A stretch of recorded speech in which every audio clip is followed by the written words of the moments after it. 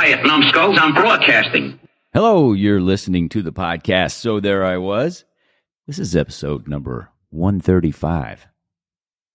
Oh, shit. Two's hit. Yeah. That's how all terrifying aviation tales begin. Oh, listen, when KC was recanting that story, my palms were sweating. Absolutely terrifying. And had spent some time in Afghanistan, and seemed to me, I don't want to downplay this, but comparatively speaking, maybe it was more like shooting fish in a barrel on her first combat tour. Definitely lower threat. Lower ground to air threat in Afghanistan. Yeah. Less sophisticated, let's put it that way. Yeah. Yeah. So if you, KC, killer chick, Kim Campbell, as it happens. Yeah.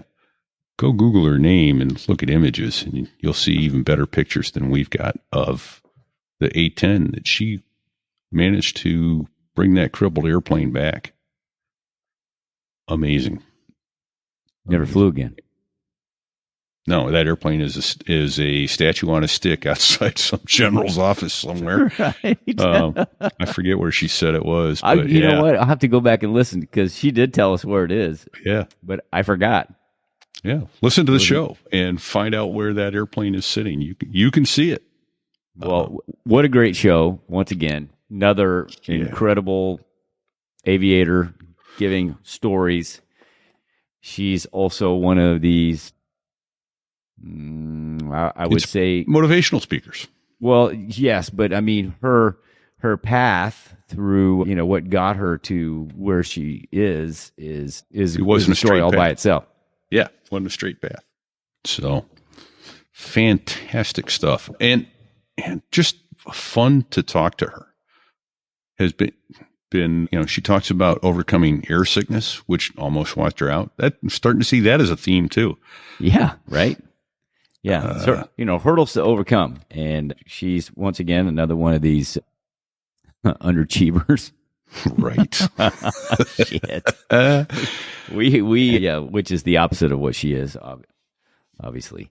Her path to get her to where she was, and then, of course, her career. Very, very interesting and, decorated. We didn't really talk about it, and she wouldn't talk about it, but she's a decorated combat vet. Oh yeah, absolutely. Retired Air Force colonel. And so is her husband, which we need to trying to get him on as well. Peer pressure on to get him on. Yeah. I mean, come on, man. Yeah. Your wife told stories. We need to get you to tell your story, sir. Right. So she's been there, done that, got the T-shirt. She's a genuine article. So I think shortly we'll get out of the way and let you hear her tell it. But first, I want to mention we've got a new sponsor this week. It's HSI Wealth Strategies. And if you are a pilot or a high-income earner, they're finding on average $1 million to $1.5 million improvement in retirement plans with some trim adjustments. We'll talk more about that during the show, as well as FTIratings.com. They are, as usual, back and supporting us, supporting this show, so these great stories will come to you. But I think we need to do just that. Bring those great stories to you. What do you think, Fig? Any advice? Don't sit on the ejection seat handle. Don't do it. This here is a true story about crossing the pond at night in the world's smallest cockpit on the tanker through the weather. Oh, and to the tanker crew who did that, thanks a lot. We really appreciated that. I'm just kidding. No, I'm not.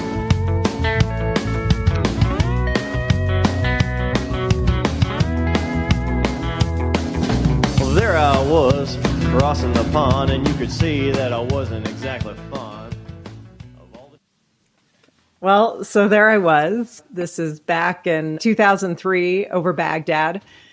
And flying A-10s, our primary mission was close air support. And unfortunately, that day, the weather was terrible, so we couldn't see the ground below. But we're now stacked up around Baghdad. At this point in the war, the firefights have gotten pretty intense. And so they've just decided to stack aircraft all around Baghdad so that we could be there when the call came through. We had trouble that day fitting that song. We had trouble that day finding the tanker and even getting gas before we got in that stack. And I remember my flight lead said, "Hey, Casey, I hope you have your lucky rabbit's foot with you today." I had no idea how much I would later need that, because as we were waiting in that stack, we got a frantic call over the radio and said, "Yard 05, this is Advance 3-3. We're taking fire. We need immediate assistance." So now it's troops in contact and it's go time. Oh, Nice. That is how great aviation tales begin. This one a little more terrifying than some others, but that is fantastic. Greetings, everybody. Repeat here, coming to you from home in New Hampshire today for one more day. Where's my co-horror? I am lucky enough to be in Kearney, Missouri, just outside Kansas City, which is also home. And it is our distinct pleasure to welcome KC to So There I Was. Welcome, KC. Indeed. Welcome, Colonel. Thanks for having me. Love the hat. Yeah. Oh, there you go. Hey, and so as we're recording this live stream, it won't come out for about 2 more weeks, but as we're live streaming it, it is Veterans Day. So thank you to all your veterans for your service and the families who help support you in that service. We are deeply grateful. Grateful nation. Thank you. So, all right. Well, that's a terrifying story. We're certainly going to circle back to Lucky Rabbit's Foot and all. Oh, man. But let's get back to how is it you decided that you wanted to fly airplanes and ultimately the A-10 Warthog, or the Lightning? Technically, it's the Lightning. Officially the Thunderbolt 2. Thunderbolt. That's it. Yeah. But nobody calls it that, maybe other than the Air Force propaganda. But no, it's better known as the Warthog or the Hog. And I actually decided I wanted to be a fighter pilot when I was about 10. For me, it actually started out as a dream to become an astronaut. 1986. No, it was not Top Gun. I was actually watching the launch of the Space Shuttle Challenger. And I know it sounds crazy because obviously we know the outcome of that launch was, ended in tragedy. But sure. I don't know. For me, there was something about that, like knowing that the astronauts died doing something that they believed in, that was big and important, more important than themselves. And then there was this really cool thrill of flight that went with it. And I don't know, for whatever reason, at 10 years old, I was like, that's what I'm going to do. So I talked to my parents, and my dad had been in the Air Force. And he said, well, if you want to be an astronaut, you might consider being a pilot. A lot of those pilots came out of the Air Force Academy. So it's something you might think about. I don't think my poor dad knew or had any idea that I would actually commit to it. Just really wasn't my path at the time. And then my poor dad, his little girl committing to the Air Force Academy, that this was what I wanted to do. I'm not sure that he was quite ready for it, but that's where it all started. Wow. Nice. Very cool. Yeah, you're supposed to be into My Little Pony and Barbie dolls at 10 years old, right? Oh, well, I was into, that's the thing. Like, I was into that too, but I also had this side of me that was like, go out, get dirty, play in the mud, So there was a little bit of this duality there. Oh, good for you. That is outstanding. And was your dad a flyer, Casey? He was not. My dad actually does not like to fly, but he wasn't pilot qualified due to some childhood illness. So he had spent 5 years in the Air Force. He got out about the same time I was born. And so I really never lived that Air Force brat life. And I didn't really know much about my dad's time in service until I showed him that I was committed to going to the Air Force Academy. And then he kind of started, pulling the covers back, just like letting, kind of peeking into that world, that life, which was then awesome because then he was my biggest supporter because he said, if I'm going to the academy, that I'm going to go ready, which meant we spent time running the hills in San Jose in combat boots and doing pull-ups and push-ups together. So he just was like, well, there are very few women there. So if you're going to go do it, you need to do it right. Right. So Air Force Academy graduate of 97. 97. 97. Yeah. That's the year I started my big boy job, which we won't talk about. All right. Right. Very You said cool. you 1997 graduate, correct? Yes. Yeah. Awesome. And so obviously aviation slot. So you went straight to flight school after graduation? UPT? I spent a few years at grad school. I got an opportunity to go to the UK on a scholarship. So hard to turn that down. Although there was part of me, right, that I'm watching all of my classmates go off to pilot training and get their fighters. And I'm like, and I'm sitting in England. I'm having a blast, by the way. But I'm also like kind of jealous a little bit of like, God, they're going to do what we wanted to do, what we've been talking about. But I did enjoy my time in the UK. I spent 2 years there. It was fantastic. And especially after being at the Air Force Academy for 4 years, like I actually had kind of a normal life for a bit, which actually paid off because by the time I got to pilot training, I got all that out of my system and I was like ready to go, like locked in, ready to study, ready to like do everything I could to get the airplane that I wanted. Nice. So what did you do? What was your graduate degree in? So, my undergraduate degree was in space operations. I started out as an astro engineer. Let's just say that some of those classes didn't go really well. And I knew that I needed a good GPA to get a pilot slot. So I lowered my major a little bit, went to space ops and did much better there. But once I graduated, I had in my mind, like, I'll go off and do some more engineering. And then I was like, just not feeling it. I want to do something different. So I did a year of international security studies. And then I did did an MBA, which quite honestly, those two things have played probably more of a role in my later life than the initial degree did. Oh, nice. Okay. Very cool. So you wound up going to flight school after that. Well, let me back up. Talk a little more about what it's been, how those degrees helped you in later in life, and then we'll go back to flight school. Yeah. Well, the year of international security studies for me is what allowed me to come back and teach at the Air Force Academy. So life kind of came full circle for me. I spent my last few years on active duty instructing at the Air Force Academy. I taught military and strategic studies for 2 years. So, just some pretty neat opportunities. I also recently did a fellowship about a year ago in Israel, teaching a course on leadership and international security for a couple weeks.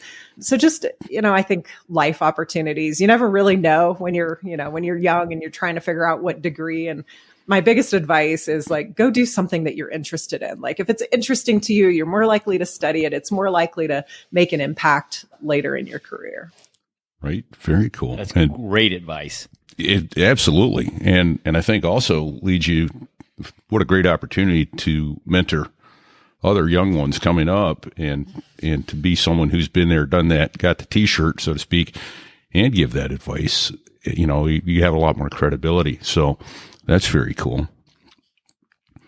So going back to flight school, where did you go primary and how did you select jets and where did you go for advanced? So I went to Columbus Air Force Base in Mississippi. Okay. And I had a little bit of flying time under my belt. I was supposed to do the pre-flight training. I don't know what we called it back then at the Air Force Academy. We were flying the T3 at the time at the Air Force Academy. And once I graduated, I was going through the program. We sadly had 4 fatalities. They canceled the program because really it deemed that the airplane wasn't the right fit for that type of training. Sadly, it took 4 fatalities to get there.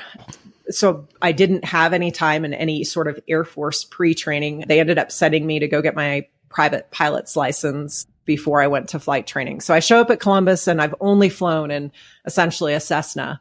And it didn't go quite like I planned. Let's put it that way. I really struggled with air sickness. Like for the first, I don't know. Like I did fine with academics. Then we got to flying and I was like, I should have known. Like I was the kid at like growing up at the, the carnivals or the amusement parks. And I did not go on the spinning rides. Like I didn't like them. Never felt good. I got car sick. So there should have been like no surprise that this was just kind of, part of the thing, part of me. Yeah. But man, did it suck, like going through pilot training, it sucks anyway. You're really trying hard. You're competing with everybody. It's a lot of pressure. And oh, by the way, like I'm using air sickness bags like crazy in my first 3 weeks. Brutal. I definitely questioned is this going to happen for me? Like, this is my whole goal. This is my dream. This is what I want to do. And it turns out I think because I worked my ass off in pilot training. I mean, I chair flew every night. I did everything that I could. I tried to just study and be in the squadron as much as I could. I think the instructors, I think they felt bad for me that I was going through this. And they were really very helpful in terms of Casey, it wasn't Casey at the time, but Kim, we're going to get you through this, Nice. Okay. We're going to get you through this, power through. Of course, I did all the terrible things. I don't know if they do this in every service, but in the Air Force, they have this torture device called a Barony chair. They spin you around. Oh, yeah. Try to get your inner ear going. It was so miserable. And, the fact that I survived that, I kind of got to the point where I eventually hooked some rides, got the unsat on the rides. Cause at some point you got to be able to fly without getting sick. And I think I finally went to that. I never went to an elimination ride, but I got a couple unsats and then finally my body kicked in and was fine, good to go. But man, that start to pilot training was pretty miserable. Right. Did any of the instructors tell you, hey, I went through the same thing, you're going to get there? Yeah. I did actually. I had this one instructor who's actually from Peru, and he gave me an air sickness bag on one of the last rides, and he wrote on it, "You don't need this anymore." And on the outside of the air sickness bag, just full confidence that this was going to be and I was slowly getting better every time. I have that air sickness bag to this day. Oh, there you go. Never used, but I have that one to this day. So the question I have is, did you ever open it and look in the bottom, and did he write "just kidding" in the bottom? No, that thing's so worn. I don't. Right. That air sickness issue that you had is not. Well, let me say it another way. It's very common. Yeah. This is a reoccurring theme we hear from a lot of our guests. Oh, good, because it's pretty damn miserable. So it's nice to know that misery loves company. So I don't know what that's like. I was very fortunate, and I think Repeat had the same thing. But I do have peers that went through what you went through, and I can't imagine that. I really can't. The only time I've ever gotten motion sick flying is in a big full motion simulator when the visuals don't match the motion. Then I just have to close my eyes and go, okay, let me know when you're done resetting this thing, because I can't look at the screens. Yeah.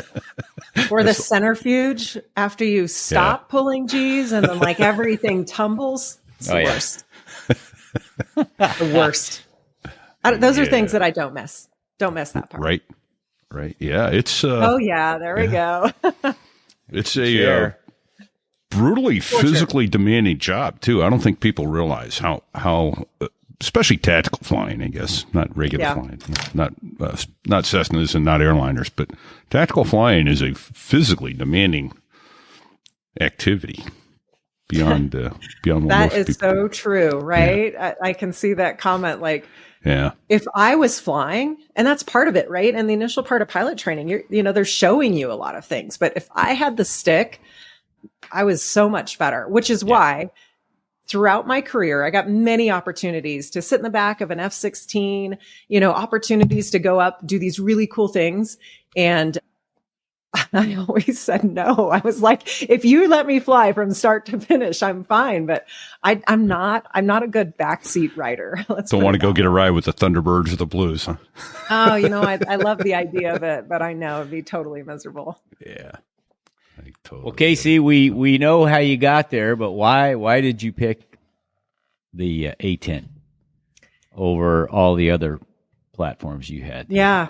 So keep in mind, I was in pilot training in 1999, so pre 9/11, and during that time, there, a lot of people said, hey, make sure you talk to other pilots. Talk to the people that have actually flown the airplanes, not the people that are going to tell you about somebody else's community. Talk to the pilots that actually fly the airplanes. You don't want to fly that thing. Exactly, right? So I talked to a ton of pilots and, listened to what they loved about the mission, what they liked about the airplane. And also while flying in our second half of our training, so the T-38 track, where we're now everybody's tracking, for the most part, fighters with a few bombers in there, I realized that I love the low level missions. Like, I had so much fun on those missions. And then the air to air, like the formation work, it was cool. Like it was pretty cool, but I wasn't as good at it either. And I just realized, like, I really enjoy the low level missions. The thought of doing close air support as a mission, it really, really connected with me. Like, that was a mission I could get behind. If I knew that something that I was going to do someday was going to help people to get home safely, I was like, that is something I can get behind. Right on. And I will tell you, there are a lot of people that were like, don't you want like that sleek, sexy fighter? Like, you know, something that's going to go do something someday, you know, the A-10, like probably going away. And then 9/11 happens and the world changes as we know it. And we, you know, spent 20 years doing exactly what we were trained to do. So for me, it was all about the mission. Yeah. Go ahead. Since you brought it up, where were you in your career on 9/11 that day? I was actually in A-10 training. I was at Davis-Monthan Air Force Base in the middle of, actually, I started in July, finished up in December. So pretty kind of close to the end of my A-10 training. I was supposed to be flying a night mission. Somebody woke me up, you know, calling, and I'm like, you know, somebody's ruining my pilot rest. What's going on? It was another one of my classmates. And he said, Casey, you got to turn on the TV. And I remember turning it on just in time to see the plane hit the second tower and watching it come down. And I think I really felt like at that point, I mean, I know there was a lot of question, but I think I felt in my gut, like, we're under attack and this is about to change everything. Yeah. And it did. Yeah. Well, you got that right. Okay. So shit got really real at that point, right? Yeah. Your A-10 training got really real. Really real and really fast. But it is a cool mission. Fig and I both did Harriers, a lot of close air support, and flying close to the deck and getting to watch the shit you blow up was cool. Yes, it was. Yeah. And I think, I mean, what an awesome airplane the A-10 is. Like, I know we get a lot of shit all the time from other, you know, fighters, which is another thing. You know, people get confused because we refer to ourselves as fighter pilots, attack pilots. Like, we don't really care what we call ourselves. It's really not a big deal. But the Air Force always puts A-10s in fighter squadrons. So fighter pilots, fighter squadron, whatever, not a big deal to us. But sometimes people do have questions about, it's an A, it's an attack. We're attack pilots. It's an attack airplane. It's a fighter. Anyhow, side story, but what an awesome airplane, you know, flying at 100 feet above the ground. Like, okay, we're not very fast, but 100 feet off the ground is pretty damn fast. No, you know, even if you're just going 300 knots, 350 knots and shooting the gun. Wow. I mean, that airplane, when you shoot the gun on the A-10, like, it's a full experience, you know, it's, and you're not really an A-10 pilot until you shoot the gun. Right. So you go out and you do some other missions, but until you shoot the gun at the range, you know, until you pull the trigger, you don't get to wear the patch. And I think it's about our, like, maybe 8th ride or so in the program, but what an awesome, awesome mission airplane. And the gun itself is very precise. So it's our primary weapon. But when you pull the trigger, the whole jet shakes. You can smell the gun gases. You can see it, you can hear it, you can feel it. So pretty awesome. That's outstanding. Yeah, that's awesome. That brings back fond memories as well. Yeah. So it's a 30 millimeter cannon and it shoots how many rounds per minute? Per second? Yeah, we operate in seconds. It's 70 rounds per second, roughly. And, you know, you're doing a maybe a 2 to 3 second burst in combat. So pretty effective. That's a lot of hot steel going down range in a hurry. Yeah. Yeah. I mean, you're sitting under that gun. I mean, you're essentially sitting on top of it. And so you can feel the whole thing shake and the barrels spinning, everything. It's pretty cool. That's fantastic. And for those that haven't got the numbers readily, it is 1.18 or almost 1.2 inches is the width of that bullet, that round coming out of that cannon, and 70 of them a second. You don't want to be on the business end of that. Oh, that's a lot. That's a lot of hot steel coming at you, man. Yeah. So from the time, from September 11th, you were near the end of your training until you till you deployed, that was a pretty It's a compressed timeline, right? Let's put it that way. So Yeah. what did that look like? We were grounded. We were all grounded for a little bit right after 9/11. And then it was kind of everything ramped up very quickly. And we finished A-10 training. All the units, we're not really sure who's going or what we're doing, but all the units are anxious to have as many pilots as they can. They kick us out the door, fully complete in December. I show up. My husband's inbound from Korea. He also flew A-10s. So he's inbound from Korea. We managed to buy a house. We are both there in January. His squadron deploys first. And then 2 months later, my squadron deploys to replace his squadron.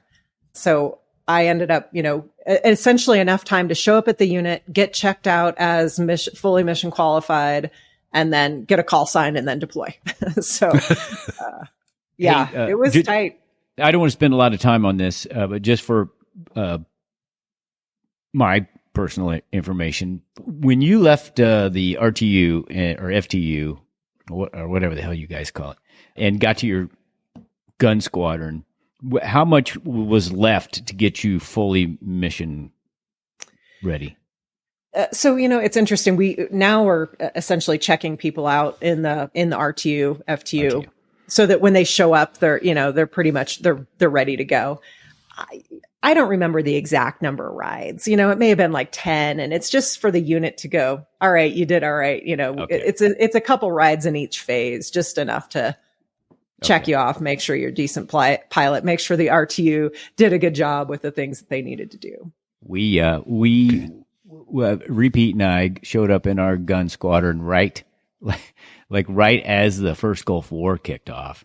Mm-hmm. And they had, I don't know, I may have been the first class that went through Repeat that was compressed at the RAG. So we showed up at the squadron with needing a lot of extra training sorties. A lot of heavy weapons and all that. Yeah. So, yeah. But we were out there. We went out and did it. We were out in Yuma flying in the chocolates, doing heavy weapons, CAS, all those missions, and pretty much ready to go. We were all set to kick off. And then the Iraqis had the impolite manners to surrender in 4 days. And so, yeah, it's a bunch of shit. Well, okay. So Casey, where did you deploy? Where were you guys flying out of? So we started in Kuwait, which was where I was in 2002, started in Kuwait, and then very quickly things kicked off in Afghanistan. I mean, they kicked off just with special ops. So we didn't, we weren't, we knew things were starting to happen. We didn't know what. And then they realized very quickly they needed CAS. Unfortunately, some of that was left out of the planning. And so we started moving A-10s from Kuwait, rotating through to Afghanistan, and running two separate, essentially AORs, two separate, your different rules of engagement, different weapons, everything, but we're rotating both aircraft and pilots into Bagram, which at the time was like not well established. I mean, they just retaken it. Yeah. Not and all so, that long I mean, ago. the runway was beat up, you're living in tents. So we would rotate pilots through. So my first combat mission was into Bagram from Kuwait. I don't know what the flight time was, 7 hours or so. I was going to say, that's a bit of a stretch at 300 knots. Man. So flying from Kuwait, over Pakistan into Afghanistan, doing a mission. Yeah, hitting the tanker multiple times, which was my first time, tanking in combat, of course, is on that mission, hoping that I don't screw it up. And then going into Afghanistan and actually doing a mission. We flew a mission. For us, it was convoy escort for the most part, was a lot of what we were flying. And then landing at Bagram, I remember, we're overhead and we would do this thing called the whirlpool because the area around Bagram wasn't necessarily safe. And so we would circle, 20,000 feet or so over the airfield. And then we would split ass over the top of the airfield, pretty fast, show up on final, trying to slow everything down and then getting ready to land. And, I've got speed brakes out, trying to slow down. And the controller in the tower is like, hey, make sure you land on the right side of the runway only. And I'm like, okay, whatever, no big deal. Yeah. Fine. And as we land, I'm looking at the left side of the runway and there's like craters and rocks like the size of softballs on there. I'm like, oh, okay, they're not joking. And meanwhile, the right side, like off the runway, there's signs for mines, like don't leave the runway. So you know, it's like this very narrow, like stay right here. Oh man. Mines to the right, rocks to the left. Yeah, exactly. Don't screw it up. So were you there just for refueling, or did you? No, we lived there for. Okay, this is when you were flying out of there. Yeah, yeah. Now, you know, I was there a few years later, but back then, were they lobbing rockets into Bagram on a daily or nightly basis, or was it fairly quiet at that time? It's fairly quiet. I mean, at the time, we still had Afghans working on the base. We had a bazaar. There was like a bazaar out the gate, you know, that we could go to. It was not, I mean, there was the area kind of like almost a safe area, right? You know, outside, and very different. I went back in 2005, 2010, and very different, you know, changed every time. So, but pretty dramatic arrival and living conditions. You know, everybody gives the Air Force shit for all of our, you know, 4-star hotels, but that wasn't one of them, was it? No, those were the kind like in basic training where you like had to practice putting up tents and sandbags, and we're like, when are we ever going to use this? Well, guess what? Welcome to Bagram. So I lived in a tent with the rest of the pilots and maintenance troops, all like men and women, enlisted officer, all in the same tent, like seriously, no problem. And yet we make a big deal of it. But yeah, just dusty living conditions, no showers, you know, we're eating MREs and but we loved it. You know, that's we loved expeditionary warfare shit right there, man. Right? Yeah. For us, it was like we're doing what we were trained to do. Like this is it. We're here. Like this is where everybody wanted to be. Nobody wanted to be back in Kuwait flying Operation Southern Watch missions. Everybody wanted to be forward in Bagram. Right. Yeah. And you're making a difference. And there were guys up there who weren't even living in tents. So helping them out. Yep. So absolutely. I was in Bagram from the fall of 10 to early spring 11. It seemed like all the A-10s were down at Kandahar. Yeah, they moved down to Kandahar eventually. Okay. All right then. Well, so does anything jump off out of your mind about that very first combat deployment that really was a shocker to you? Or I think the thing that was probably most shocking to me was that we spent so much time doing convoy escort. It actually ended up being not very kinetic. I think the only thing I dropped was like an illumination flare when we were out at night supporting a SOF infill. So it was for us, you know, we showed up after Operation Anaconda and things had drastically quieted down. So we spent a lot of time looking at dirt. We called it like the search for disturbed dirt, you know, looking for things that were out of the ordinary, just being overhead if a convoy needed us. And I will tell you, there is a little part of me that was like frustrated sometimes, you know, we're like, gosh, we should be doing more. What could, you know, where is the enemy? How do we help support our ground troops better? And then I think I realized on one mission, you know, just you kind of hear, you know, those ground troops are out there like alone and afraid. I wouldn't say unafraid. You know, there's like high threat of ambush. They're in this extreme terrain. And I think one day just hearing them on the radio and they said, we're so glad you're overhead. Like, you know, just thanks for being here. And it kind of put things into perspective. You know, here we are kind of frustrated, like feeling like we aren't doing anything. And they're like, no, it makes a huge difference for you guys to be overhead. So I think it changed my perspective a little bit. Like sometimes we think that we're always should be out there dropping bombs, shooting the gun, you know, supporting these troops in contact missions, but it's not always like that. And so just being overhead, I think being kind of that angel on their shoulders, if you will, makes a huge difference for guys on the ground. Oh, yeah, absolutely. I totally get that.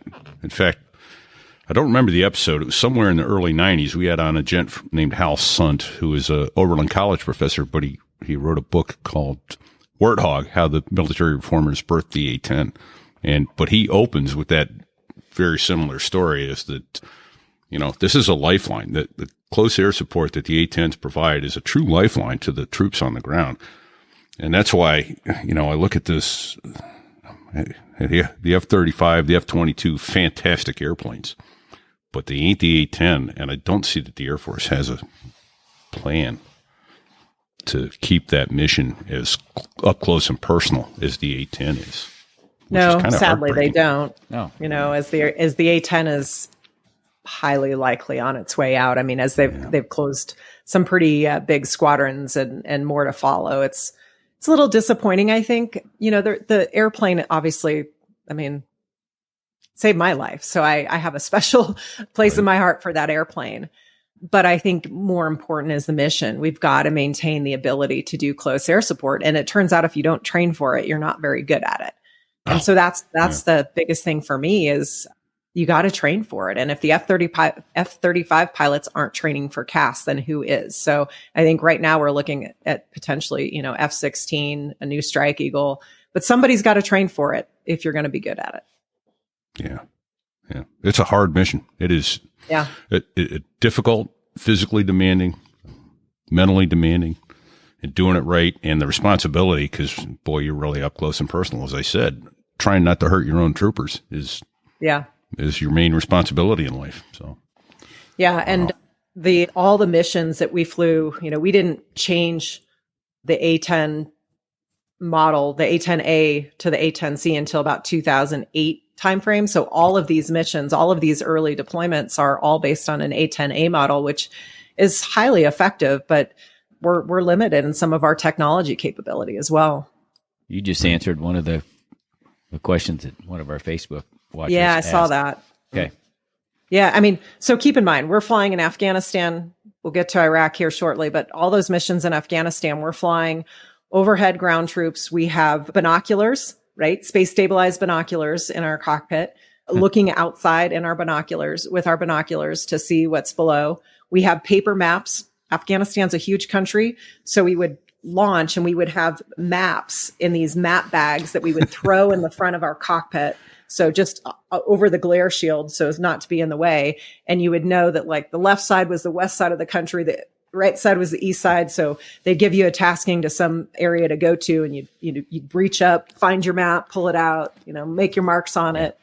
We're writing with grease pencil on the canopies. Like we're 100% old school. Right. Afghanistan's about the size of Texas. Yeah. And that's a lot of square footage. Absolutely. Right.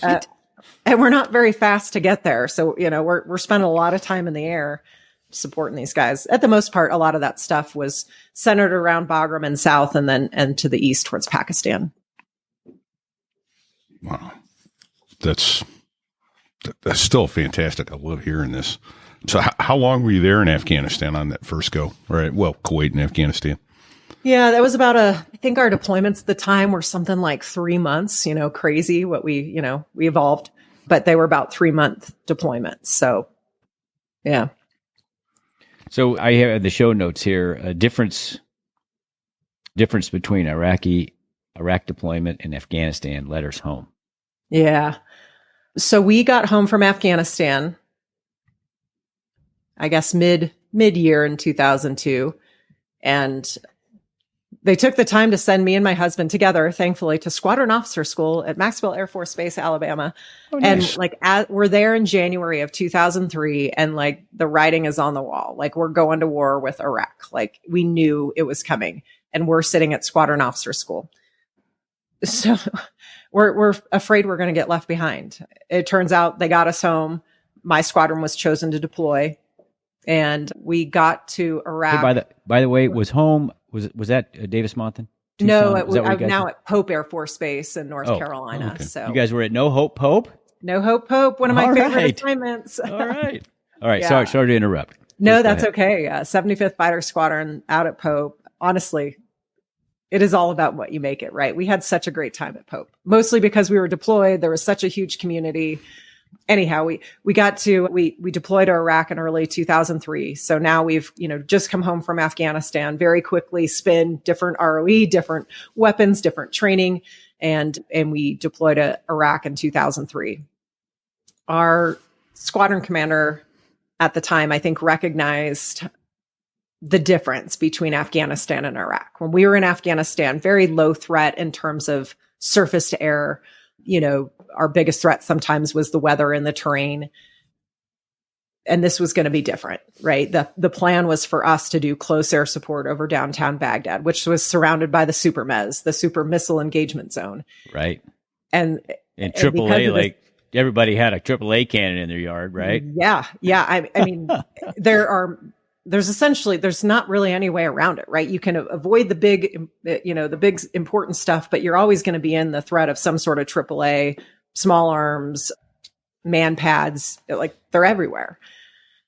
And so our squadron commander, before the war kicked off, we kind of sat for a couple weeks, kind of wondering like what's going to happen. We're studying threats. We're talking about tactics. We're meeting with other units. And he brought us into a theater room or something there and sat us all down and kind of looked at us and said, hey, this is different than Afghanistan. And I can't tell you that we're going to bring everybody home. I can't tell you that we're going to bring all the airplanes home. We're likely not. And so if you want to fly, you have to write a letter home so that if you don't make it, I have a letter to deliver to your family. And I think we were all like, oh, whoa. Crap. Yeah, like that. Right. That got real. That got real fast. I think we're coming off a little bit of an ego in Afghanistan of like, we kicked ass. We were so good. We did all, we did all this great support. And I think it was his way of kind of reality check. Like, this is different. And so we all wrote letters because we all wanted to fly. And, it definitely put things into perspective. But I think that meeting and having that conversation with us probably saved lives, because I think he brought us into this reality of like, this is game day. Like, you have to be at your best. You need to push each other to be at your best because this is going to be different. And it was. Recage the gyro real quick. Yeah. Yeah. Oh, big time. And then you found yourself on one of those missions. Oh, is that the April 7th mission? April 7th mission. This is a longer story. That's what I have in the show notes. Is that, should we break first? Yeah. Hey, Fig. So there I was. Oh, here we go. Right? Flying high, thinking I had my retirement strategy all lined up.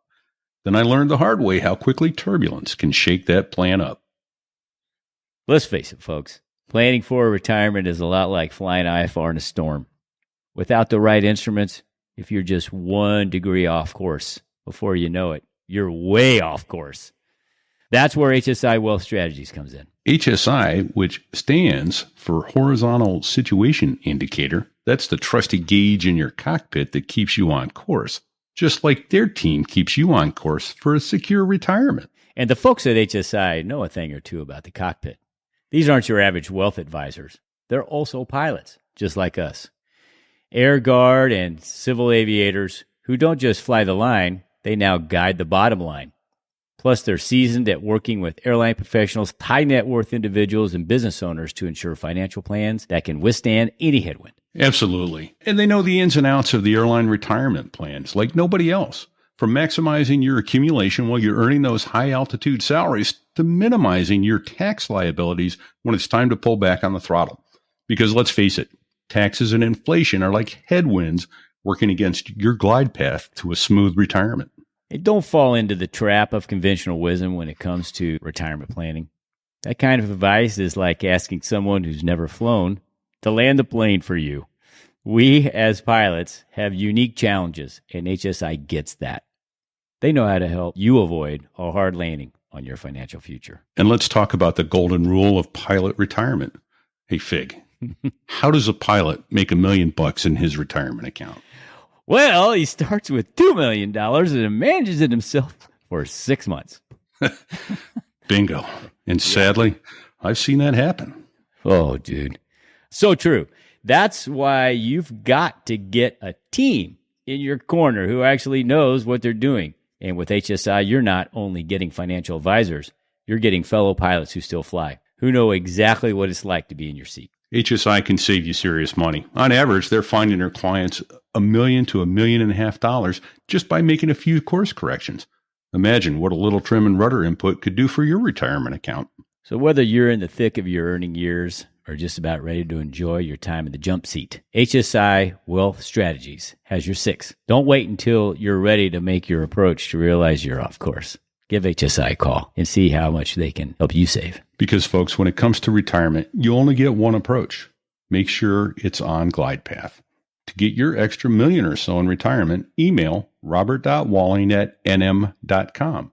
That's robert.walling@nm, that's November Mike.com. Or call 214-538-7030. That's 214-538-7030 to get started on your path to wealth and retirement today. Remember, 214-538-7030. Think of it as 214-JET-7030 to keep you flying high in retirement. HSI Wealth Strategies, guiding pilots on and off the runway to a smooth landing in retirement. Boom. Hey, fellow aviators. Today, we're diving into something you aspiring airline pilots and those needing an ATP, ATP-CTP, or type rating will definitely want to hear. Flight Training International, or FTIratings.com, since 1993, FTI has been setting the standard for top-tier pilot training. Exactly, Sticks. But FTI isn't your typical flight school. It's a veteran-founded institution that's all about providing high-quality, cost-effective training across a wide range of airliners. Whether you're training on Airbus or Boeing simulators, they've got it covered. These simulators are as real as it gets. They mimic the exact conditions you'll face out there in the real world. And these simulators are no joke. Full motion, FAA certified, and the same ones the major airlines use worldwide. So every training session isn't just practice, it's the real deal. Plus, their instructors have been in your shoes. For those transitioning from military jets to commercial airliners, they make that process smooth. That's right. The instructors at FTI are top-notch. We're talking about seasoned professional pilots with military backgrounds and years of experience flying commercial airliners all over the world. They're there to guide you, to teach you, and ensure that you're prepared for everything. So when you take your check ride, everything will feel very, very familiar. FTI Ratings offers a special program like the ATP CTP training program or Airline Transport Pilot Certification Training Program, which Congress mandated to make sure pilots are fully ready for the demands of modern aviation. And the best part, you can access all of this training right from your iPad at your convenience. And because we love giving our listeners a deal, we've got one just for you. Mentioned, so there I was when signing up for your first course at FTI and get a sweet $100 off. Whether you're an experienced pilot looking to get a type rating or a military aviator transitioning to commercial, FTI is your launch pad. So what are you waiting for? Head over to FTIratings.com. That's FTIratings.com. Join the ranks of the impressive alumni, which include pilots from the Air Force, the Navy, even the FAA. If they trust FTI, you can too. Absolutely. And don't forget, you can use your veterans benefits to cover the cost of FTI. So get ready and prepare for takeoff. Visit FTIratings.com and get started today. Your future as a top-tier airline pilot starts at Flight Training International. That's FTIratings.com. Don't just fly. Soar with FTI.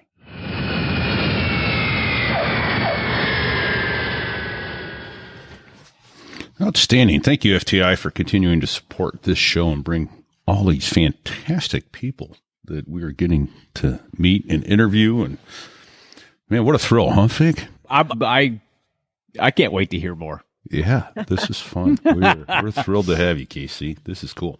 Yeah, so you wrote letters home. Oh, whatever happened to that letter? Is it, you still have it? Gone? I do. I'm a little afraid to read them. Like, I wrote letters to my parents, my husband, and my brother. I didn't have kids at the time. And so I have them saved. They're in a box with a bunch of other stuff from that time, from that deployment. But I don't know. I probably should read them, but I don't know. Yeah, maybe something for the kids to read in generations. Yeah, I don't know. So. Well, we're getting some of these stories down now, so they're timeless. Right. And you do motivational speaking. How often do you speak? Roughly. I'm on the road I'm on the road definitely. It's, month dependent, but definitely 3 to 4 times a month. And, I do, most of my speaking is with businesses and corporations, but I also do some pro bono work with some, Air Force Academy cadets. I was just out at Virginia Tech talking to the Corps of cadets there. I talked to Embry-Riddle. So okay. I think it's important that we share the stories, right? If we don't share the stories, then how do we help other people learn? I realize so many people on my journey share their stories with me, and those stories, I think, really helped me in some difficult moments. And, they're the stories that we share in a bar on a Friday night. They're the stories that, you're, after flying and you're done with the official debrief and you're kind of sitting around just shooting the shit. And it's like those stories, they stay with you when you need them. Like when the motor quits, when, something else happens. Like, it's just, you remember other people's stories and their lessons. Like, that's why I think it's so important we share them. Exactly. So which Riddle campus did you go to? Daytona Beach. Wish I'd have known. I wish I'd have met you just a little sooner. My daughter's a senior there. That's pretty awesome. Yeah. I talked to the graduating class last year in May. So very, very fun, very cool experience. That's right. Okay. Yeah. I think I asked you that on the pre-chat we had a couple weeks ago, but I'm old and my memory's fading. So that's okay. Forgive me. I don't. It's fair. Oh, so yeah. Hey, this may be a little too soon for this, and we can come back to it. But over your right shoulder, Casey, I see a book propped up on top of several other books. Oh. So we were just talking about the stories. I finally decided in my still kind of my final year serving on active duty, how important the stories were that people shared with me. And it's like, if I'm talking about how important stories were for me, then it was time to put my stories in a book. And so I spent about 4 years, no intention of being an author. So I didn't really know what I was doing at all, and spent about 3 years writing, a year getting it published, but finally published a book. It looks to me like it's Flying in the Face of Fear, a fighter pilot's lessons on leading with courage, available on Amazon, where all fine books are sold. Yeah. Yeah. There is a book called Warthog that I read before I deployed about pilots that had served in Desert Storm. And those stories, along with the stories that people had shared with me, over the years, I will tell you that I remembered those stories when I needed it. And I know we'll get to the story here eventually, but I think when everything is going wrong and you're trying to reach back and what the hell should you do for whatever reason? I had these stories. Now, granted, I had an hour to think through this, but I was really remembering a lot of these stories that I had read about and I had heard about. So again, I feel very passionate, which is why I love your podcast, because I think it's important that we share the stories, right? And it's not just the stories, right? We're sharing those lessons, and we're not just sharing the good stories. We're sharing the stories where things were hard, where things didn't go well, where we made mistakes. I think we share those with others, and it helps them on their journey. It helps them when they need it. So that's why I wrote the book. Was a lot of the guys that came before me and did the same. I just realized how valuable it was. No, that's fantastic. I feel so ignorant. I didn't realize you had a book either. So that's going new. on my list. It's only 8-year-old. Yeah, tells you I need to do better marketing. There you Which go. I hate. So. I absolutely hate, but it turns out if people don't know about the book, they can't buy it either. So. Well, there's that. But so we're telling a few thousand people about it, at least, I hope. So looks like it's well worth it. I'm going to ask you now, how do I get an autographed copy? Buy it, send it to you. You autograph it and send it back? Yeah. Outstanding. A few different options. If you have the book, I will send a signed book plate, which is essentially a sticker you can put in your book, or I'm happy to send them. You can order them through me. So we can probably put, I don't know, a show link or a note in the notes. Very cool. Very cool. Yeah. Make a coloring book. There's some pictures in there, it's not a coloring book, but you could color them if you wanted to, but there's some pictures in there. So pictures are so much better for me than words. I do. It's funny. We worked with the Marines quite a bit in Iraq. So there was a Marine talk in we were operating out of Kuwait at Al Jaber Air Base. And so like, we get jokes all the time about A-10 pilots. So I get the jokes about Marines, but I will tell you, we got pretty frustrated on some of the missions once the war kicked off that the Army wasn't using us in, like, we felt like we could, again, we were anxious to do more. So we figured out this technique of we brief with the GLOW, the ground liaison officer for the Army, but then we would also go, I won't call it sneak in the talk. But we would always go visit the Marine talk and get a brief about what was happening over in the Marine AO. So that just in case, like if the Army released us, we didn't just come home with all our bombs. We would say, hey, we've got extra bombs. We've got gas. Do the Marines need us? And we ended up doing a ton of work that way because a lot of it just, it kind of depended on the day and what was happening and what resistance the Army or Marines were facing. And so a lot of times we actually ended up working with the Marines. So yeah, I get the jokes about coloring, but you guys were working with the Marines. I was pretty impressed that it was like, this wasn't coming from the top. Like this was not the leadership telling us to do this this was just a bunch of young captains. Like, we're going to get shit done. Like, this is ridiculous that we're bringing weapons back. Right. So we're going to go talk to the lieutenant, the captain over in the talk and figure out a way to make it work. You guys were just being efficient. Right. Yeah. Right? Why not? Yeah. Fantastic. I love that picture. Yeah. That is cool. Well, I kind of want to hear about what happened on April 7th. April 7th. Yeah. Yeah. So at And this this is point in in the Baghdad. war, this is, the war, it moved quickly. I mean, the war kicks off mid-March, and by early April, our troops have reached Baghdad. And I will tell you that a lot of the missions leading up to Baghdad sometimes they were very quiet missions. Other times it's a troops in contact and you're very active. But sometimes like I said, we'd come back and we're like, we're bringing all of our weapons home. This is crazy.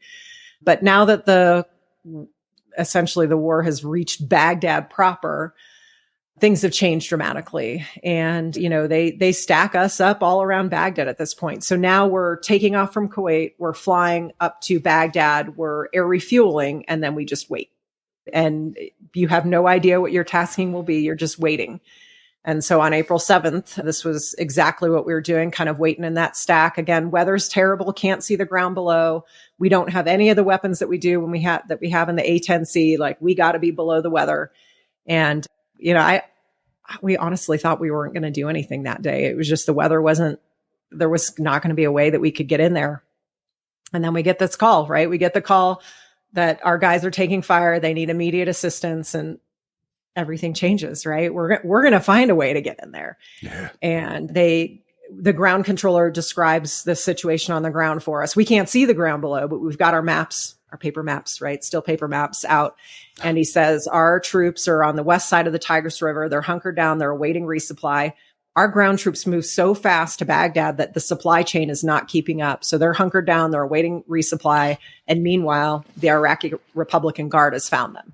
And now they're shooting RPGs into our guys. So he explains this to us and gives us a target strike. We plot it out, and it is the enemy underneath the bridge. So there is a bridge in northern Baghdad, and our target is to hit the enemy underneath the bridge.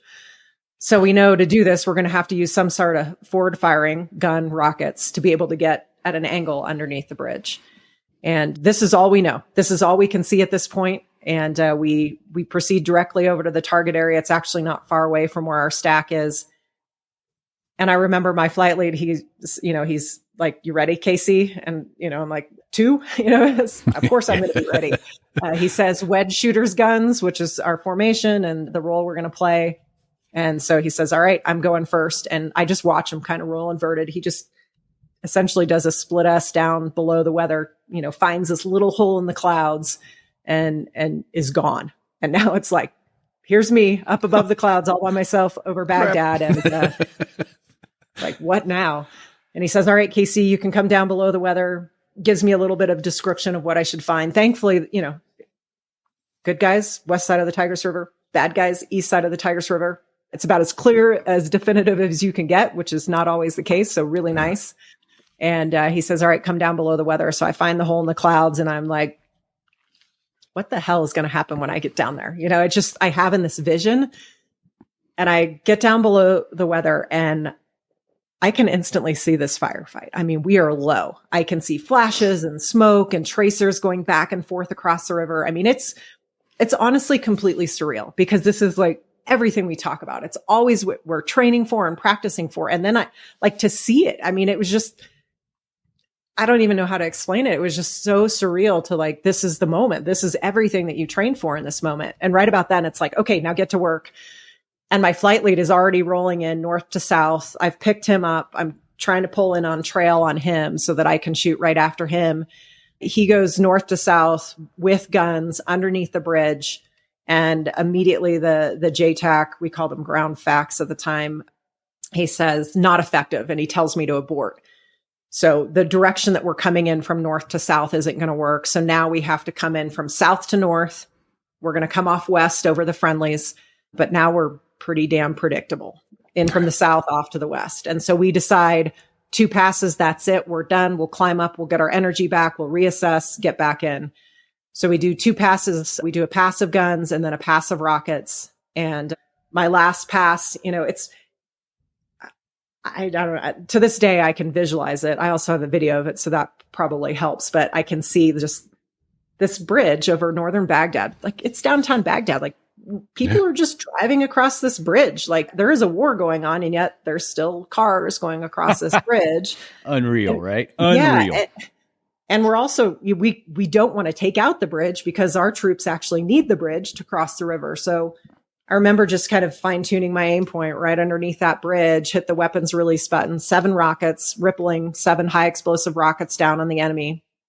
And then normal, just pulling away from the ground, trying to climb up, get altitude and airspeed back. We're incredibly heavy. So, A-10, a little bit of a pig, struggling to climb. And all of a sudden, I just hear this huge explosion at the back of the airplane. Oh, boy.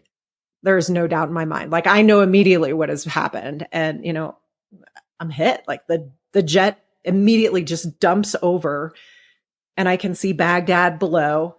Instinctively, I pull back on the control stick, right? As you do, as you're diving at the ground. And I pull back and nothing happens. And I'm oh shit. Which is exactly what I say on the radio, because that helps. Yeah. I key the radio and I say, oh shit, 2's hit. Like, that's it. Yeah. That's all I tell my poor flight lead. And then I can't talk because I am frantically trying to recover my airplane as I'm now diving at the ground. I see like the water of the Tigris River, like everything's kind of coming into play, like time is slowing down. Yeah. And I remember looking down at my ejection handles and just thinking, this is not going to go well. Like, I cannot eject. Like, to eject right where we were just strafing the enemy. Like, this is not going well. They're not going to be happy to see you when you get there. No. And so I, all of a sudden, it's like, there's fear somewhere back here, but it's like not in my front. I'm just trying to get the airplane under control. And so I go back to training, right? You fall back on your training. Like, all right, master caution's flashing me. I look down at my caution panel. There's more lights on than I've ever seen, and I'm frantically kind of going up and down the list of caution lights. And I very quickly see the 4 lights very bright at the top of the panel, which right in the middle, not a good sign. It's my left and right hydraulic pressure and hydraulic reservoir. So the system's depleted. It's empty. I look up at the hydraulic gauges just to confirm, and they're both at 0. The left and right side completely depleted in an instant. So that's why the controls aren't working right now. Nothing's working. And thankfully, right, A-10 built to take hits. We have a backup system on the A-10. It's called manual reversion, and it allows us to fly without hydraulics. So this isn't like a debate. I'm not debating what happens next. Like, it's either ejection handles or the, hope for the man reversion, which, thankfully I flipped that switch very quick and it works. Like, suddenly the airplane is, slowly and heavily, but it's climbing, it's maneuvering now. And that's kind of the first, like, all right, I might actually live. Like, I might actually survive this. somewhere along the way, I kind of tell my flight lead that I'm in man rev. I say I'm in man reversion.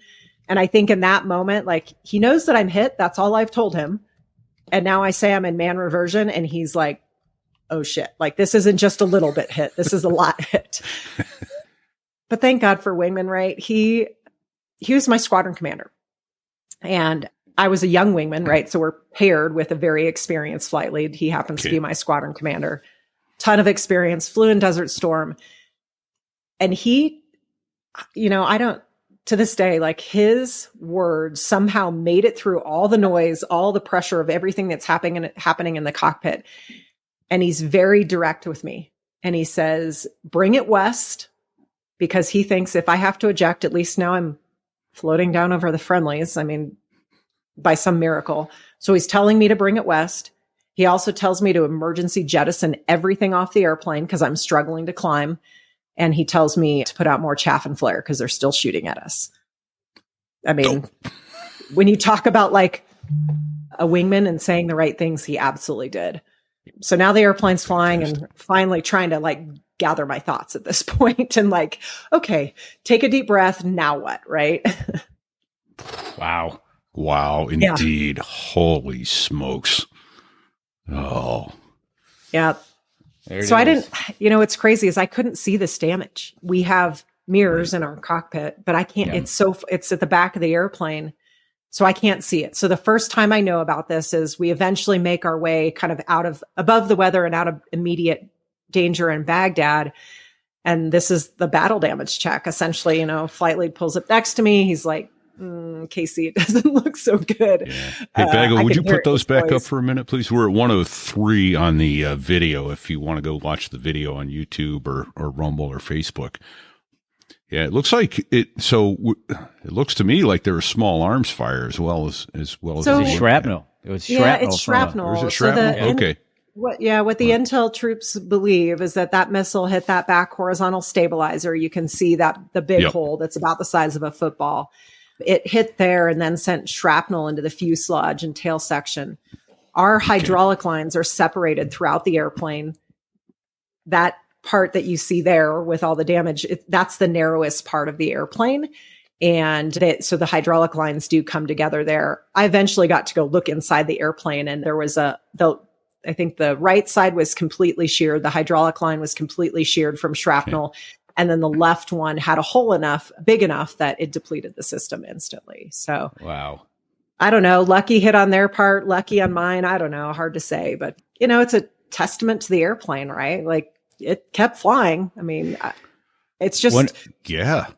One of our Facebook users is asking, what is a man pad? That's man portable air defense system. It's a shoulder fired heat seeking missile.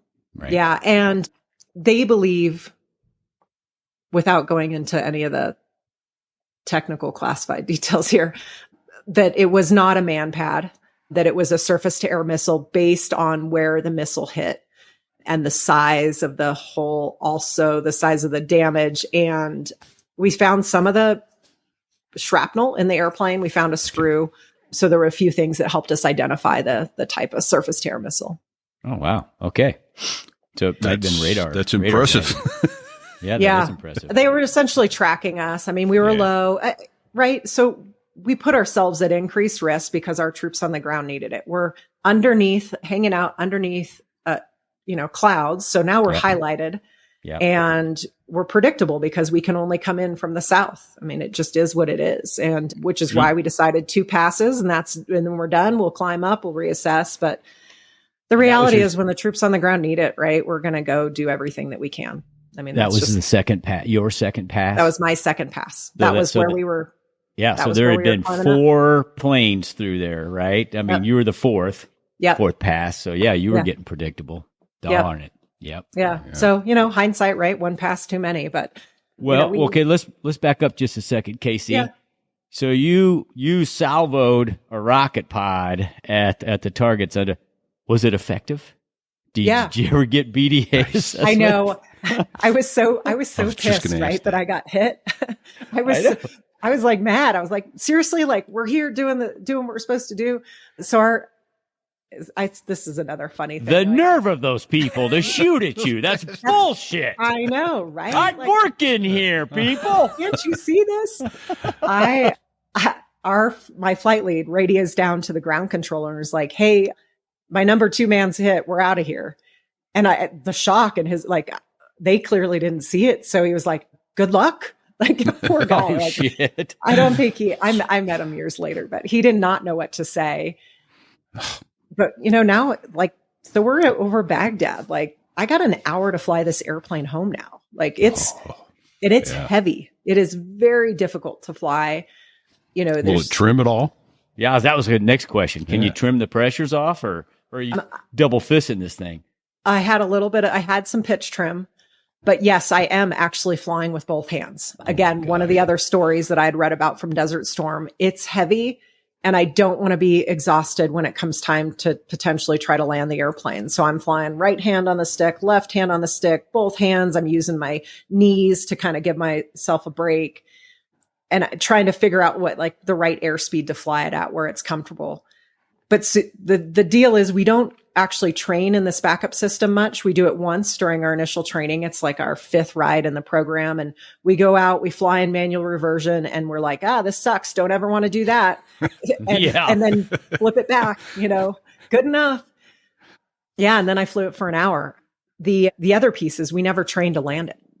We don't. It's too dangerous. Our checklist says, attempt under ideal conditions only. Like, I don't know. What the hell does that mean?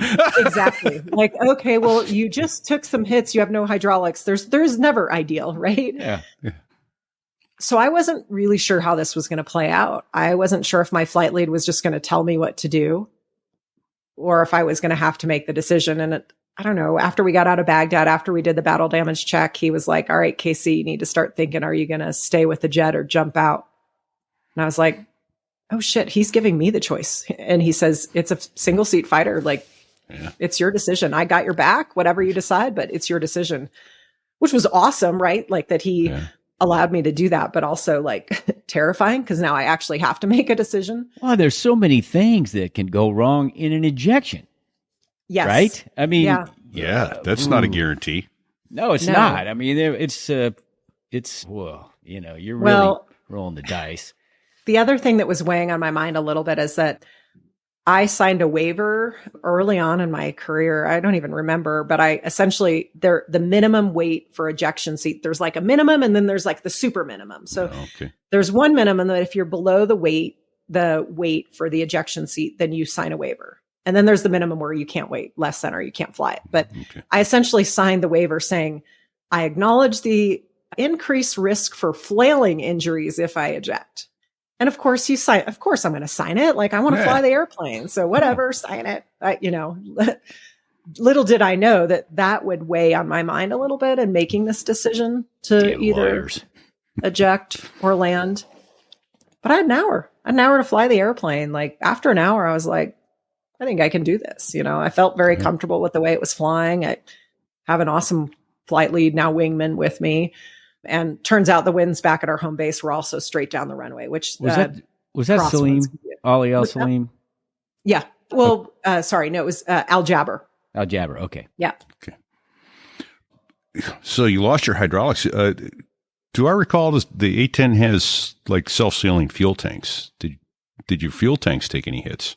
Or fuel No, lines? there were definitely shrapnel up in that area. So we have these like foam lining against around all of our fuel tanks. So that prevents fire after battle damage. But, that was another consideration. We, kept checking the fuel, make sure there's no fuel leaking.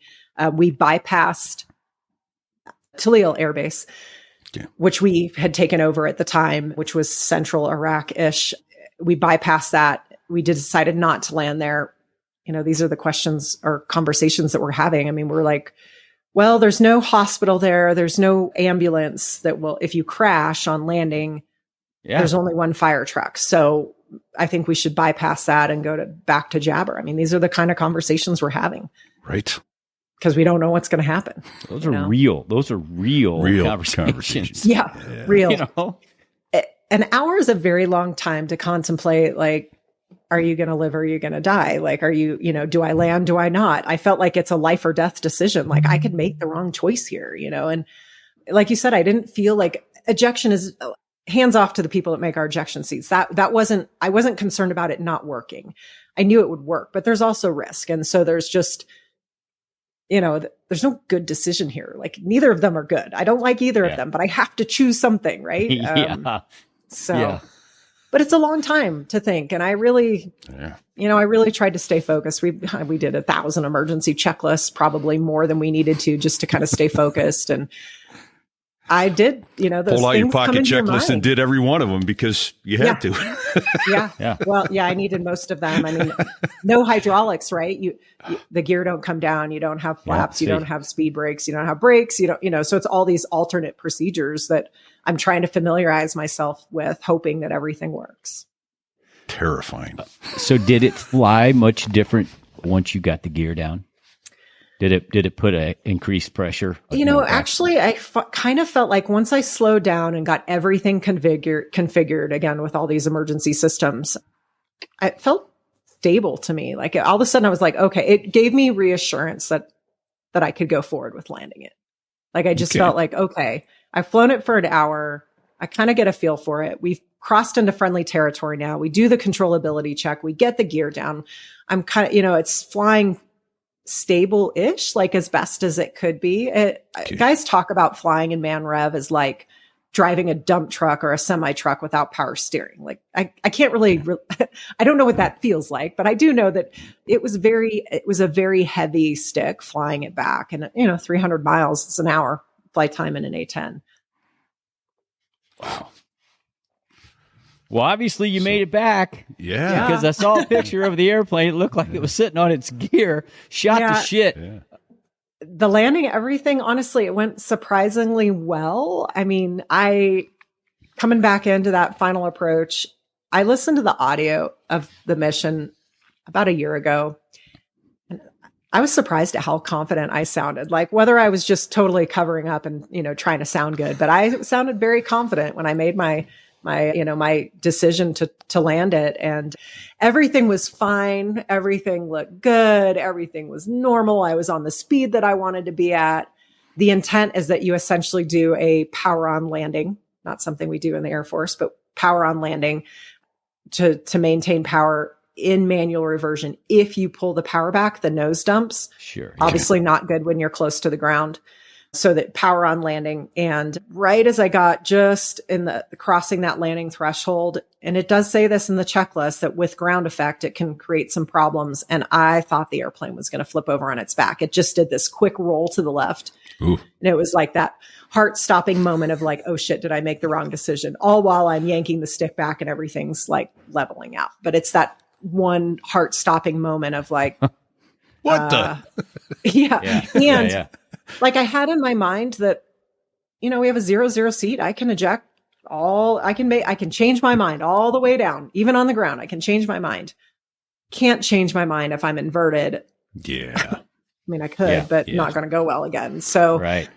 Heart stopping moment. I yank it back. Everything levels out. And such a huge feeling of relief when the airplane finally, those three wheels hit the ground. I was like, thank God. Right. Like all the things in your life that you think will never happen to you. And like, I was just very grateful, thankful, relieved. I don't know. There's no word that can describe it. I was just so damn happy to be on the ground. Like survival. Oh, that's awesome. But a true pilot, because, just sound cool on the radio. Of course, that's important, right? Like I'm going to sound good, because if anything else, if I crash after this, at least I sounded good. Right. Exactly. So, all right. Well, it looks like they spent some time putting that airplane back together. Any idea how long it was before it flew again? So it never did, sadly. It never did. They striped it. There it is now. It's on a stick.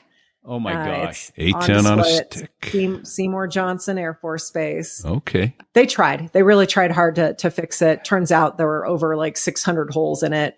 And, you patch that many up, it starts to create issues with weight and balance.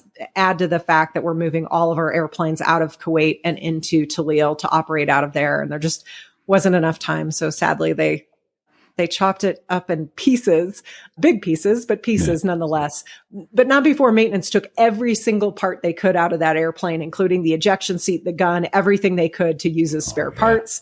Yeah. So there's kind of the chunks that they cut it up in, and it spent some time in the boneyard.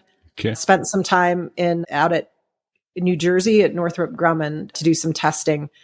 And then I didn't realize this, but they cut up some pieces and parts with some of the damage and sent them to a few different museums, which I didn't know about at the time until people were like, hey, I was at this museum and saw part of your airplane. So kind of cool. So for folks listening on the podcast, on the audio podcast, this is one that's well worth going to a YouTube or Rumble. So there's the US/Rumble. And listening to or looking at this show with KC, because at 117 there, and now 118 into the show, Bago, doing some production in the background, has located all these pictures of this airplane, because these are not pictures you sent us. I don't think. Those are awesome pictures. I recognize a few of them. Some of them are new to me. So it's amazing what's out there. Nicely done, Bago. Yeah. I know. So what was it like to climbing back in an A-10 after that day? Like, when did you fly again? That was the 7th of April. Yeah. So on the 8th of April, I was sitting CSAR alert, combat search and rescue alert, which, for the most part, we don't launch, right? We hang out in the alert check, which is what we were doing. I think my flight lead was like, all right, we'll just set CSAR alert, give you a down day, because there weren't really any other down days. And the alarm sounded. We had an A-10 pilot that got shot down right up in Baghdad. What do? You run to the jets. We get our gear on. Rock and roll. We make a quick takeoff. And I don't know how to say this, but it was the best way for me to get back in the jet. I know that sounds terrible because there's a pilot shot down. He's okay, by the way. A friend of mine recovered fine, but to be back, to just go, right? Don't think about it. Just go. Those guys were there for me the day before. I'm going to be there for them. We're gathering information. Where is the pilot? What shot him down? What's his condition? Where are the rescue helicopters? We're moving fast, right? We made it about 30 minutes into Iraq, and we get this call from AWACS, and they're like, all right, Sandy flight, you can turn around. And we're like, I'm not turning around. There's an A-10 pilot on the ground. Yeah, hell no. So we keep going. AWACS has radar, right? They can see us. So they're like, okay, Sandy flight, he's been picked up. You can turn around. It turns out he ejects, he grabs up all his gear. He starts to hear like a convoy coming. So he's hunkered down in some sort of like wadi ditch thing. And he's got his M9, and he's like, this is ridiculous. Like, here comes the Iraqi Republican Guard, and I have an M9. And then he hears, hey, pilot dude. And he's like, oh, I guess they're Americans, it's the instant authentication. So he got picked up by a ground convoy that watched him eject, and very, very lucky. But that was how I got back in the air, And, the reality was there was a war going on, and I kind of tucked it all away, knowing that at some point I'd probably have to talk about it. But I was like, you know what? For now, shove this over here. It's in the box. Don't talk about it. Right. Just go fly missions. There's troops on the ground that need us. That's a skill that pilots have to have, compartmentalization. Yeah. Yeah. As long as at some point you unpack all that, right? Yeah, well, right. Wait, what? Nah. Just kidding. Well, what if anything changed procedurally, or did you guys change anything? Tactics procedurally or anything after that? Yeah, we did. I think our systems are so much better today. So, I mean, even just our countermeasure system we've upgraded systems, right? So for me, over Baghdad, we had a manual system. Like, we're manually pressing the button, certain number of seconds, flares come out. And then, you don't really know when it stops, and you're pressing the button again. But now we have it essentially, it detects an infrared source and it dumps out flares for you. Yeah. That would have been huge. So some of the systems have changed, which means some of our tactics have changed as well. But we did go back. I did an entire class on, call it CRM for you guys as well, cockpit resource management, crew resource management. So I did an entire course on that, on decision making and how I came to my decision. We went back and looked at our training. There's no reason you can't try some of this in the simulator, right? You crash in the sim, you just reset it, So right.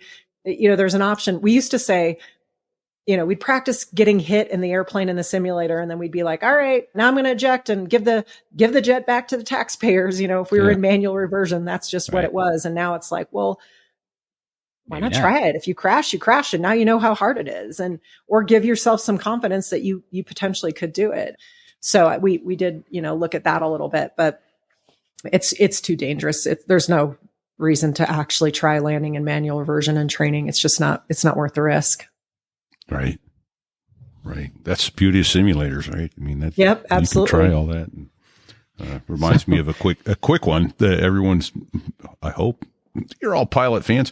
The Sioux City, Iowa DC-10 crash. Oh yeah. United 232. Yep. Yeah. So I flew DC-10s for years, and of course they redid that in the simulator for us to try. And I did it 3 times in my life in the simulator. First time I did it, brought the airplane in and landed. I'm like, pretty cool. Did it 2 more times, crashed both times, and went, never want to do it in the airplane ever. Yeah. Not that you have an ejection seat from a DC-10, but it shows you how hard that stuff is and doesn't put you in real danger. So that's the cool thing about the simulator. I went back and flew the A-10 in the sim in manual reversion and did it at different configurations, different weights. And anytime I was heavy, I crashed it, which was, good to have that conversation. Like, I don't want people to just be like, well, Casey did it, so I should do it too. Like, no, it was that day, that jet, those conditions, that moment. You make jettison the best all your decision gear you can with the option you have. Yeah. You just triggered a thought. Did you guys could jettison fuel in the A-10, right? We can't. We jettison ordnance, but not fuel.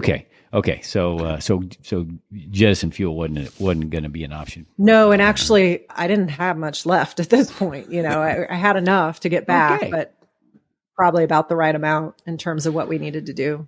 Yeah. How many thousands of pounds of fuel does the A-10 hold? 11,500. It's been a long time. Someone's going to be like, Casey, that's not right. Yeah. So, well, if someone asked me how much a Harrier would hold, I'd have a really hard time coming up with that. 7,700 pounds internal. That's internal. Yeah. Yeah. I remember that. Yeah. Ish. Yeah. Depending on the density. And we had to be on the ground with 500 pounds. So, but, we could stop and land. But let me ask this. Those numbers are fleeting in this, as the years pass. So. There's only so much room on the iceberg. Sorry. I'm walking on each other here. Sorry, Fig. There's a bit of a delay. Probably no way in hell you could have tanked. Oh, God, no. I don't think, no. I think, one of the pictures that you showed the shrapnel damage to one of the engines. I mean, if I had lost an engine, my story would have been very different. I don't think I could have tanked. Well, I didn't have hydraulics. So there's lots of problems now with, making that happen. But no, I'm just trying to remember if the refueling door was open or not. But no, I mean, I could barely control the airplane. So the part of the problem, I jettisoned everything, and except for the one very heavy classified electronic countermeasure pod that was out on the left wing. Normally, or prior to this mission, we would have AIM-9s for defense. We don't really use them, but we had AIM-9s out on the right wing. And so that was a good counterbalance because the AIM-9s are also hardwired. But we took those down when it turns out that, the Iraqis buried their aircraft. So we downloaded them to save gas, which meant that I had a very heavy left wing. Really, so if I let go of the stick, the airplane just wanted to roll because of that really heavy left wing. So no, I don't think flying straight and level was about all I could do. Yeah. Ugh. Just not a great outcome, but not a good day to get there. The outcome. Yeah. So a show note here: scariest moments in the A-10. Is that not the scariest moment in the A-10? That is by far. Okay, thank goodness. I was going to say, what else for crying out loud? I've scared myself on the tanker before getting spatial deed, but that's a whole different story. So. I can totally relate to that. Pick me.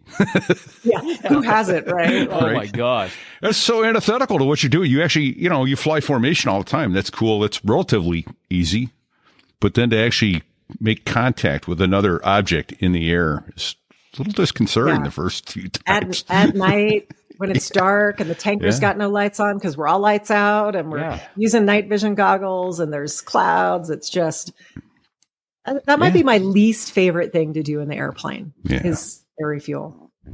It's just not, there's really not much good other than getting gas that comes from it.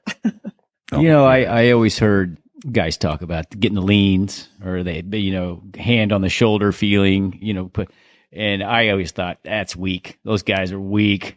And boy, oh boy, I had to eat crow. The same deal, man. At night, out over the water, I'm leading a flight of 4, rendezvousing on the tanker, and I swear I'm in a 90-degree knife edge. I'm falling out of the sky. I keep looking, and I told all the wingmen, I said, "Hey, man, I feel like we're falling to the left." You're doing good. I had to ask the tanker, turn some lights on, and he lit that thing up like the Battlestar Galactica. Problem solved. Everything was right. It's so crazy, though. Like, you read about this spatial disorientation, and you're like, whatever, hand of God. Like, right. And you're like, I don't get it. And then for me, we were Afghanistan night tanking. There's a little bit of like some weird cloud layers. We had learned to tank with MVGs on. There's no lights on any of us except for night vision lights. And I refuel, everything's fine. And I go to move away from the tanker, and all of a sudden, like, I don't know what happened, like gyros tumbling. To this day, I felt like every way I looked was the tanker. Like, I couldn't figure out how to get away from the tanker. Like, I was just like, it's because I think there was some reflection with the clouds on the canopy. And I was like, what the? So I immediately so they tell you, you take off the MVGs, and I'm like, I am spatial data. I'm getting away. Like, I'm just like, stay away from everybody. Watch out for me. Like, I'm dangerous. Like, I do not know which way is up, down, left, right. I'm just trying my best to get away from the tanker. And I pull away, and I'm like, please God, don't let me crash into anything. And I pull away. Everybody's watching me at this point, and I do this barrel roll around the tanker before I can like recage myself into where I am. It was terrifying because it was the one moment where I really could not make sense of what was happening around me. Yeah. And an A-10 crashing into another A-10 into the tanker, like, none of it's good, right? No. Of course, everybody's like, I don't know what's going, like, you're fine. And then they were like, watch me. They're like, okay, she's not fine. She's not fine. I saw Repeat do a barrel roll around the basket one night. I thought for sure he was dead, man. Wasn't me. Nobody saw me. I don't know how he did it. I mean, I saw some of the most spectacular feats of aviation flying behind a tanker ever. It was always some shenanigans, always. And for my next trick. Always a good story. If you look at pictures of the A-10, when you look at the front of the A-10, 90% of them, unless they've been refurbished, have these like beat up noses. Like, they're just dented because, Is that scars from the boom? Yeah. Scars from yep. There you go. Scars from the boom. Man. Yeah. It's, you can blame the boomer, but, I'd say most of that time it's probably an A-10 pilot moving a little too fast to get in. Wow. Oh, that's terrifying. So I want to back up way back to near the beginning of the show, and I've misplaced where it is. Yeah. Anyway, all right. Someone wrote in the Facebook comment, you're a whole family of A-10 pilots there. So you and your husband are both A-10 pilots. Did you guys meet in flight school, at the academy? Where'd you meet? And we met at the Air Force Academy. So we've been married 25 years. Both A-10 pilots. He retired in 2021, served for 25 years. He'll kill me for saying this, but you should have him on the show because I'm sitting over here. You can't see it, but there are 3 distinguished flying crosses from his missions that he flew in Operation Anaconda in Afghanistan. So he's got a pretty impressive can record. you exude a little peer pressure on him? And see he's going to be like, you did what? Yeah, we need to have those stories. Be humbled and honored to have him as well. Absolutely. He's got some great stories. So that's fantastic. That's fantastic. Yeah. And the kids are all lined up for the academy? Going to get them in? No. no interest. None of them want to fly? My older son is considering Air Force ROTC. I think he's realized he wants more of a normal college life. And then my younger son, who's 12, wants to go to West Point. So, somewhere in there we get along. West Point. All good. All good. So, good, got it. Yeah, it's funny. Well, my kids, it's funny. The 2 boys not interested in flying, and my daughter she's the one that wants to fly. Yeah, that's the awesome. hair on fire. Let's go.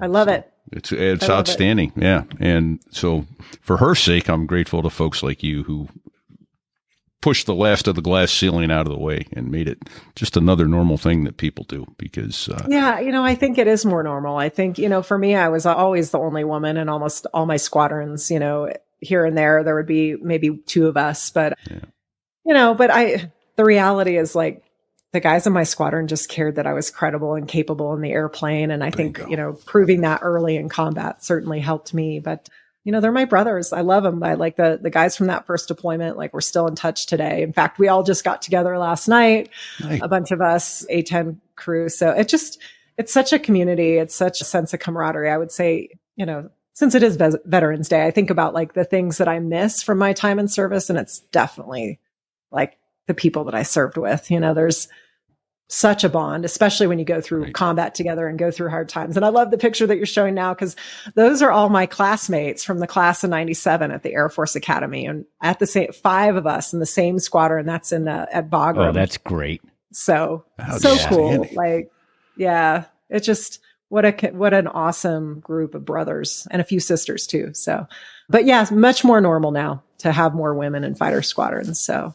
Oh, that's fantastic. Yeah. Pretty awesome to see. Yep, that's me and my flight lead, Lieutenant Colonel Rick Turner. He's passed away this year, but what an incredible legacy he left behind. And the showing at his memorial service was really impressive from that squadron, the 75th Fighter Squadron, and a 4-ship missing man flyby formation of A-10s. Like, not a dry eye. A real tribute to a real American hero for sure. That's outstanding. Well, to Colonel Turner's family, our prayers are with you, and we're sorry for your loss, but we're grateful to Colonel Turner for his service to the nation and to you. And the stories he left behind, right? The people, that's what it's all about, is the stories and the lessons that you leave behind for others. And now it's our job to carry it forward to the next generation. Right. Never to be forgotten. That's the biggest sin I think you can commit, is to forget the people who served and the stories and the leadership that they brought to us. So, well, on that note, I think we ought to consider landing this airplane. We still have our hydraulics. Let's do it with all the hydraulic pressure, please. That's right. Yeah. Outstanding. So, I think, I think back, why I love what you guys are doing is because I touched on it briefly, but the power of stories. So when I was at IFF, which was our introduction to fighter fundamentals, one of the pilots that came to the bar on a Friday night, guy by the Sweetness, his call sign, and he came to the bar and had so many stories, and he starts sharing stories, and he's an A-10 pilot, so I already like him. And the stories he's sharing are just awesome. But he tells us a story of him flying in Desert Storm, and he was shot down and was a prisoner of war. So he's sharing that with us, but he also took some time to share about a lot of the other missions and kind of things that had happened and how tough it was, and kind of encouraging us, like, you guys need to be ready. Like, you never know what's coming for you. And he shared some stories about guys flying in manual reversion, getting hit with surface-to-air missiles. And, I think at the time I kind of, I listened to them. They're cool stories, right? We're drinking beer. I'm like, this is great. This is so cool. That'll never happen to me, but like, cool stories, and I think it's just a reminder to us of like, you never know when that moment is going to be and when you're going to need to pull those stories. And that hour home from Baghdad on that mission, longest hour of my life, but in my mind on that mission coming back is Sweetness's voice talking about the missions from Desert Storm. So are the stories that, I had read in the book about pilots flying before me. And, we lost some pilots flying in man rev and landing and crashing. But because of their sacrifice, because of the lessons that we learned from him, that's why I'm here today, right? Because they came before me and they shared their lessons, or their wingmen shared their lessons.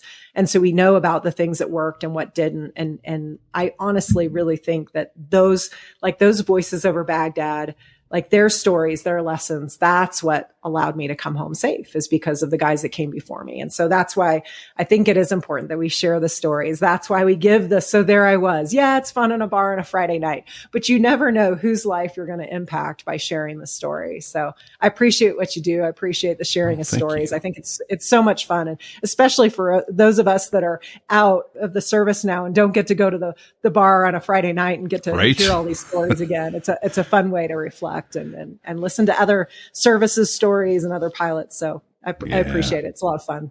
Well, we're thrilled. We kind of fell ass backwards into this. We started putting it together, and then when it took off, we're like, wow, this is something bigger than the both of us put together. Yeah, so. It truly is an honor to hear all these stories. Yeah, because everybody has one. Yeah, absolutely. Yeah, absolutely. Well, thank you. You're an American hero, a veteran. God bless you. Thank you, Colonel, for your service. We're happy Veterans Day. Yeah. Likewise. Thank you. Happy Veterans Day. Thank you. We also need to thank a couple other people. Dave Hamilton over at backbeatmedia.com, who helps handle our advertising. Dave has some amazing shows, the Mac Geek Gab, the Business Brain for Entrepreneurs, and the Gig Gab. I'll confess, I had not heard any of Dave's Gig Gab shows until this week, and he's got some major rock and roll, blues, and jazz guests on his show, and stories from the road and stories from and about working musicians. And the little guy he had this week is the lead guitarist for Blue Oyster Cult, and talks about a guy getting hit in the head from a bottle in the audience and passing out and the audience rioting. Some great stories there too. Wow. So, but that's a whole other thing. So, but the Gig Gab is well worth, if you like musicians and their stories, that's a good one. A couple other thank yous here we got to get to, Fig. Any thoughts come to mind? Let me see. Well, right out of the gate, we need to thank Bago for being in the background there and boom, and making all the magic happen. Thanks, Bago. Badass Aviation. That's Brad Silcott with all the fantastic aviation photographs, and of course our sponsor for the last few shows has been FTI Ratings, FTI International. Absolutely. And I will add that Bago she said Distinguished Flying Cross. And before she finished the S, he had a picture of a Distinguished Flying Cross up on the screen. I have no idea how you do that. He's a magician. I mean, he truly is. Yes. Sticks and Bago, they come up with that stuff. They're so fast and they're so good at it. We're deeply grateful to them for that. So, and we could be deeply grateful to you in the audience if you will share the show with two friends. Just two. Go find two friends and share the show. It doesn't cost anything to share the show. Share the show. Doesn't. And if you like what you hear, go to SoleraWos.us/rate and give us a 5-star rating. And if you got to give someone a 3-star or 2-star rating, find another show. Give us 5 stars. Yeah. If you can't give us a 5-star rating, tell us how we can make it better. Because we're trainable. We are indeed trainable. So trying to think. Any other thank yous, Fig? Oh, wait a minute. The music. Yes. Yeah. Those are the two Air Force F-16 pilots that make the Air Force sound good. That's the Dos Gringos right there, buddy. 4 albums. Love the Dos Gringos. We listen to them a lot. I know. There's not a bad song on any one of their 4 albums. Those guys are fabulous.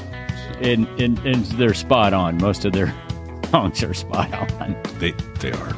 That's fantastic. So, I don't know. Until next week, stay safe. Check 6.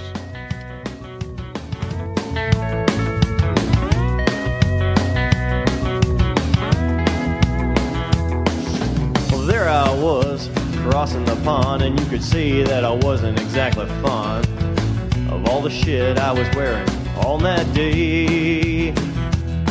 Now an F-16 is cramped enough, but it's even worse with all that stuff supposed to save your life.